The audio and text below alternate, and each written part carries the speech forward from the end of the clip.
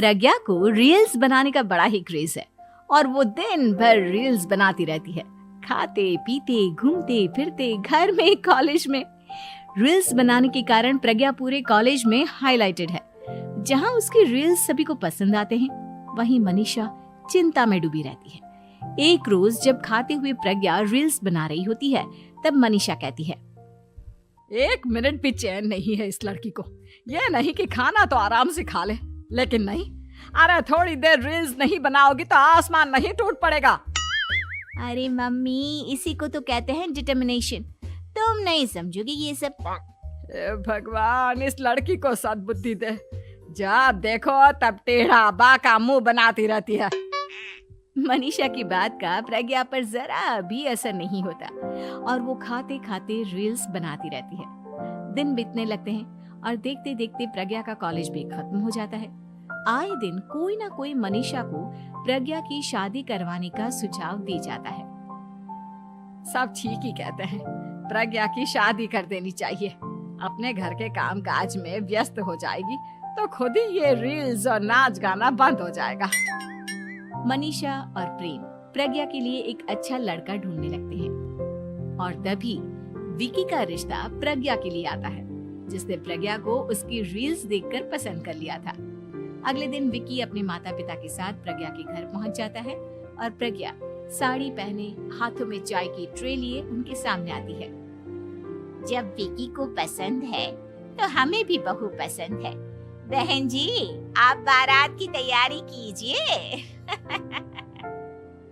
एक बार लड़का लड़की अकेले में बात कर ले तो अच्छा रहेगा। हाँ हाँ, क्यों नहीं। मनीषा विकी को प्रज्ञा के कमरे में भेजती है, जहां प्रज्ञा पहले से ही रील्स बना रही होती है।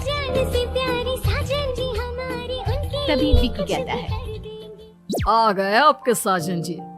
हमारे साथ ये रील्स कंप्लीट करती तो और भी अच्छा रहता। अच्छा जी, अब आ ही गए हैं तो बना ही लेती हूँ आपके साथ। दोनों मिलकर रील्स बनाते हैं। जब वी मीट और तुरंत पोस्ट भी कर देते हैं। फिर विकी कहता है, जब आप साड़ी में चाय लेकर आई तब मुझे लगा कि कहीं मैं गलत घर में तो नहीं आ गया। अब सही है। दोनों की शादी पक्की हो जाती है और शादी के दिन भी प्रज्ञा रील्स बनाने से चूकती नहीं। यहाँ तक कि बारात के समय भी नाचते हुए रील्स बनाती है। सभी लोग प्रज्ञा की तारीफ के पुल बांध देते हैं और प्रज्ञा नाचती गाती अपने ससुराल चली जाती है। सब कुछ अच्छा चल रहा होता है। प्रज्ञा यहाँ भी दिन भर हर चीज की रील्स बनाती रहती है। लेकिन कुछ दिनों के बाद जब सुनीता कहती है, बहू, ये रील्स के साथ साथ कुछ काम भी कर लिया करो। वैसे तुझे और क्या क्या बनाना आता है? मम्मी जी, वैसे तो सब कहते हैं कि मैं सब कुछ अच्छा बनाती हूँ, लेकिन मुझे लगता है कि मैं मैगी अच्छा बना लेती हूँ। हाँ, कॉफी भी अच्छा बना लेती हूँ और मुंह तो सबसे अच्छा बना लेती हूँ। हैं? अच्छा अच्छा। सुनीता अपना माथा पकड़ लेती है और कहती है, बहू, कुछ खाना बनाना भी सीख लेती। मम्मी जी, मैं लंबी प्लानिंग कर रही हूँ। जल्दी ही मैं इतनी फेमस हो जाऊंगी कि मुझे पैसे मिलने लगेंगे। हम दोनों सास बहू राज करेंगे, राज ना कर काम करेंगी और लोगों की तो लाइन लगेगी हमसे मिलने के लिए। तेरा दिमाग खराब हो गया है क्या बहू? हंसी मजाक तक ठीक है, लेकिन इस तरह घर नहीं चलते।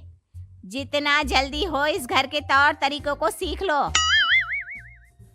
प्रज्ञा मुंह घुमाकर चली जाती है और तुरंत उसी वक्त एक रील बनाती है।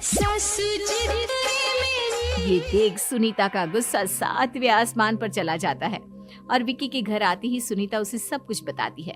विकी भी अब प्रज्ञा की इन हरकतों से परेशान हो जाता है। तुम टेंशन मत लो मम्मा, मैं देख लूंगा।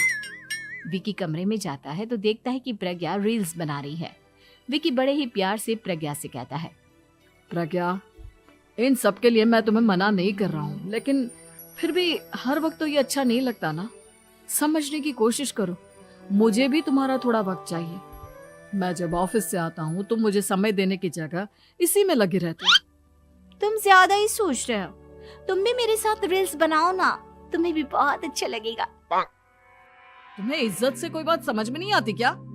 दिमाग खराब हो गया है तुम्हारा इस चकाचौंध से। अगर तुमने अपना रवैया नहीं बदला तो मैं तुमसे दूर चला जाऊंगा।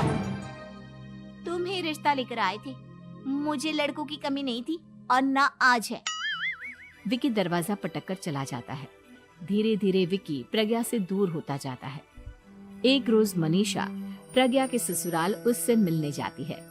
तब सुनीता उससे कहती है, बहन जी, अब आई हैं तो कुछ दिन यहाँ रहकर जाइएगा, आप ही का घर है। हाँ मम्मी, बहुत दिन हो गए तुम्हारे साथ एक भी रील नहीं बनाई मैंने। प्रज्ञा तुरंत अपने फोन में रील्स ऑन कर लेती है। ये सब मुझसे नहीं होता। तेरा ये भूत अभी तक नहीं उतरा क्या? बहन जी, आप कुछ कहती नहीं क्या इसे? जब आप ही कुछ नहीं कर पाई तो मैं कर ही क्या सकती हूँ। सास तो वैसी ही बदनाम है। शाम को घर की लाइट चली जाती है और मनीषा प्रज्ञा से कहती है, मेरे घुटनों में बहुत दर्द हो रहा है, तू लाइट का कुछ इंतजाम करना बेटा। अच्छा, कैंडल जला देती हूँ मम्मा। प्रज्ञा गाते हुए कैंडल जलाती है और खिड़की के पर्दे के पास रख देती है। मनीषा, जिसे बहुत दर्द हो रहा है, वो सो जाती है और प्रज्ञा हमेशा की तरह अपने रील्स में लग जाती है। उधर कैंडल की वजह से पर्दा आग पकड़ लेता है और मनीषा के कमरे में आग लग जाती है। बचाओ, कोई है, बचाओ। सभी भागते हैं और विकी कमरे की आग बुझाने में लग जाता है, लेकिन तब तक मनीषा आधी जल चुकी थी। मनीषा की हालत देख प्रज्ञा रोने लगती है। विकी मनीषा को तुरंत हॉस्पिटल ले जाता है और उसे एडमिट कराता है। विकी प्रज्ञा से कहता है, देख लिया ना, तुम्हारे इस नाच गाने की वजह से आज तुम्हारी माँ की जान जाते जाते रह गई। अब पता नहीं तुम और क्या चाहती हो। उधर डॉक्टर कहते हैं, इनकी हालत बहुत नाजुक है, आधे से ज्यादा जल चुकी है। प्रज्ञा रोती हुई मंदिर में जाती है और भगवान के आगे जाकर कहती है, भगवान, मेरी माँ को ठीक कर दो। मैं कसम खाती हूँ, हाथ से ये रील्स बनाना छोड़ दूंगी। बस मुझे मेरी माँ वापस मिल जाए।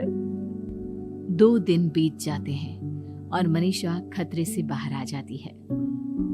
पेशेंट अब ठीक है, आप लोग उनसे मिल सकते हो। सब कोई मनीषा से मिलता है और प्रज्ञा सबके सामने अपना फोन तोड़ देती है। मुझे माफ कर दो मम्मा, मैंने तुम लोगों की बातों को नजरअंदाज किया। बेटा, कोई भी चीज जरूरत से ज्यादा खराब है। मैंने तुम्हें रील्स बनाने से कभी मना नहीं किया, लेकिन हर वक्त एक ही चीज तो सही नहीं है। मैं समझ गई हूँ मम्मा, आई एम सॉरी। प्रज्ञा उस दिन से रील्स बनाना छोड़ देती है और पूरी तरह से अपने घर में लग जाती है।